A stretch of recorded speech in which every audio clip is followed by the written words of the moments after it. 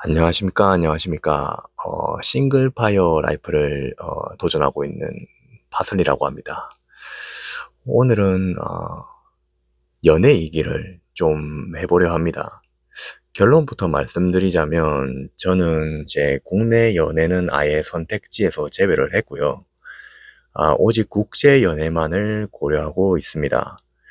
보통 이제 바이오족이나 아니면 이제 젊은 층들, 이제 30, 결혼을 앞둔 세대에 왜 국제 연애를 하냐 물어본다면, 생활비가 적게 든다든가, 장소에 자유가 있다든가, 뭐, 이런 식의 바이오족에게는 뭐 그런 식인 현실적인 이유를 떠올리시긴 하는데, 사실 다 부차적인 문제입니다. 저희 30대의 결혼 정년기에 온 남자들은 정말로 이제 국내 연애가 아니라 국제 결혼을 하게 되는 이유들이 제가 봤을 땐, 다른 게 있거든요. 한국에는 이제 자기 삶을 스스로 온전히 감당할 수 있는 여자가 정말로 드물기 때문입니다. 앞가림이라고 하죠. 그래서 앞가림을 할 수 있는 사람이 얼마나 많은가, 보기 드물다는 겁니다. 그래서 오늘은 이 약간은 솔직하고 좀 뼈아픈 주제에 대해서 좀 얘기를 풀어볼까 합니다. 첫 번째로, 한국의 전형적인 연애나 결혼 시장을 보면은 상대방을 독립된 개체로 이렇게 바라보기보다는 이제 자기 삶의 보완제나 나를 책임져 줄 대상, 뭐 이런 식으로 보는 경향이 너무 강합니다. 그래서 스스로의 감정, 본인의 경제력, 본인의 미래에 대한 불안감을 스스로 해결하고 감당해내는 게 아니라 연애나 결혼을 통해서 상대방에게 얹혀가려고 하는 상대를 통해서 해결받기를 바라는 경우가 참 많죠. 그래서 한국 여성의 경우에 이런 경향성이 되게 더 크다고 느껴지고, 그리고 파이어를 한 입장에서 저는 이미 제 삶의 주도권을 완전히 쥐고 제 몫의 삶과 외로움, 미래를 스스로 감당해야 되는 단계에 그렇게 와 있습니다. 그런데 연애를 할 때 누군가의 감정적인 쓰레기통이 돼줘야 되거나, 상대의 삶까지 내가 짊어져야 하는 상황이, 이제 큰 상황이 오게 되면, 그런 관계는 이제 동반자가 아니라, 짐이 되어버리는 거죠. 예, 국내 연애에서는 이런 스스로를 감당하는 성숙함을 가진 사람들을 찾기가 확률적으로나 뭐 실질적으로 너무 극악에 가깝다는 게 제 경험과 솔직한 의견 그리고 느낀 점입니다. 이게 이제 우스갯소리로 이제 유부남들 커뮤니티나 뭐 이런 데서 얘기를 들어보면 아픈 이야기들이 참 많습니다.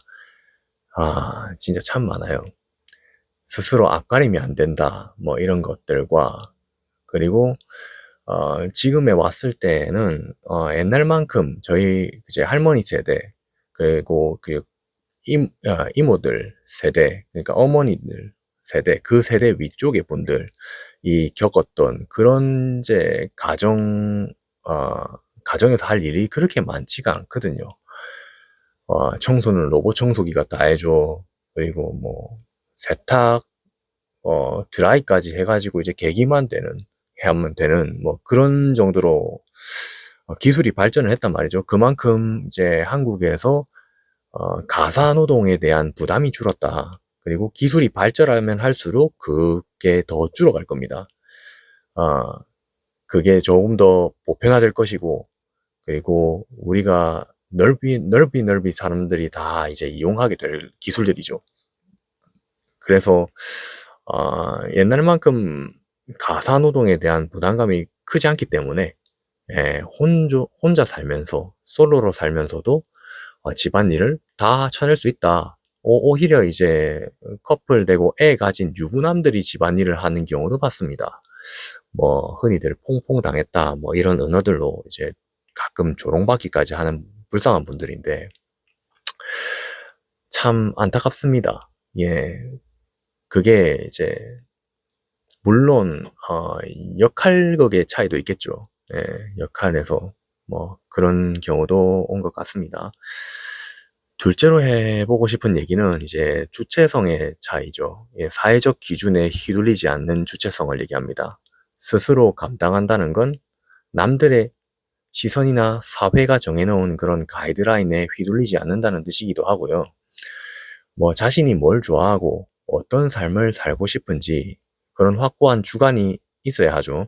예, 그런데 이제 한국 사회 구조상 그리고 타인의 평가나 SNS 속 남들의 삶과 그리고 그 공통에 가는 그런 그 길들, 인생의 길들을 막 보면서 길을 조금만 벗어나도 내가 잘못 살았을까? 뭐 이렇게 되면서 이제 삶을 자꾸 남들의 하이라이트와 자신의 일상을 자꾸 비교하면서 끊임없이 불안해하는 그런 문화가 깊게 자리 잡고 있잖아요.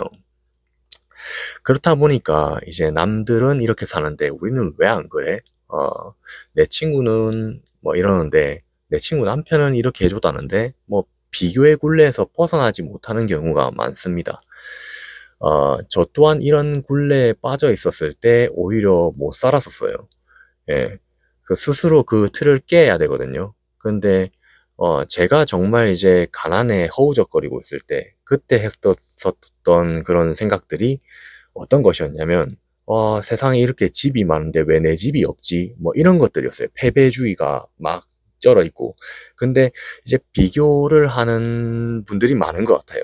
그래서 진짜 본인의 가치관과 행복관이 서 있지 않으니까 남들의 기준이랑 무언가를 계속 요구하게 되고, 그리고 스스로 행복해지는 법을 모르는 거죠. 예. 그러면, 제가 볼 땐 기회가 와도 잡기가 힘들고, 그래요. 예. 발전할 그런, 그러기엔 참, 패배주의에 갇혀 지내는 게 그렇게 되지 않는가. 그런 느낌이 듭니다. 반면에 이제 문화권에 따라 다르겠지만 외국에서 만난 그런 이제 연애했었던 사람들은 남들의 시선보다는 지금 당장 내가 느끼는 행복과 나라는 사람 자체에 대해서 온전히 집중하면서 스스로 주체적으로 사는 그런 비율이 훨씬 높았었습니다. 아, 동유럽 쪽 친구들도 그랬고 아랍계 쪽 친구들도 그랬고 어, 동남아 쪽도 그렇고 제가 일본만 딱 안 만나본 것 같거든요, 연애를. 네, 제가 제일 가까운데 이상하게 못 만나봤어요. 근데 일본이 되게 좋다고 하더라고요. 그래서 나와 내 삶을 스스로 책임지는 그런 단단함과 그런 것도 기본적으로 탑재되어 있는 경우도 많았고요. 그래서 결국 제가 느끼기에는 대든한 파트너로서 진짜 동반자의 관계로 살아가기 위해선 나에게 의존하는 사람이 아니라 스스로 각자 자기의 삶을 바로 서서 정말로 대등하게 만나는 진짜 동반자를 원하지 않나 싶더라고요. 그래서 인생을 기는데 너는 너의 역할을 완벽히 감당해라. 뭐 완벽하지 않을지라도 그걸 감당해라. 그러니까 나는 나의 역할을 완벽히 감당할 테니 뭐 그러면서 서로가 이제 같이 이제 하나의 공동체가 되는 거잖아요. 그래서 뭐 우리는 서로 만나서 서로의 삶을 더욱더 풍요롭게 하는 풍요롭게 만드는 행복을 이렇게 키워가는 즐거움을 서로 이렇게 만들어 가자. 이게 제가 추구하는 이제 연애관이거든요.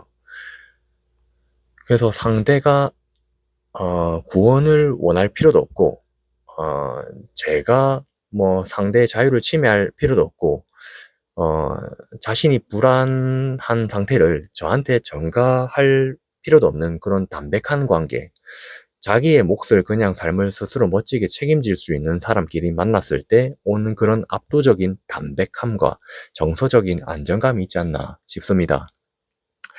한국적 연애에서는 틀 안에서 이렇게 대등하고 주체적인 관계를 기대하기 좀 너무 힘들었었고, 차라리 문화적 배경이 다르고 개인주의적 가치관이 잘 형성된 국제연애 쪽에서 이런 사람들을 만날 확률이 훨씬 높다는 게 제가 느낀 경험들입니다.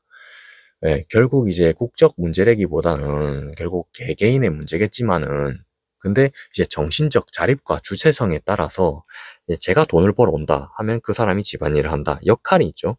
그런 것들을 이제 잘 어우러지게 하면서 그 조건을 충족하는 사람을 찾다 보니까 자연스럽게 선택지가 국내가 아닌 국외로 넓어진 것 뿐이고요. 여러분들은 이제 연애 관계에서 상대의 자립도를 얼마나 중요하게 생각하는지, 오늘도 긴 수다 들어줘서 감사합니다.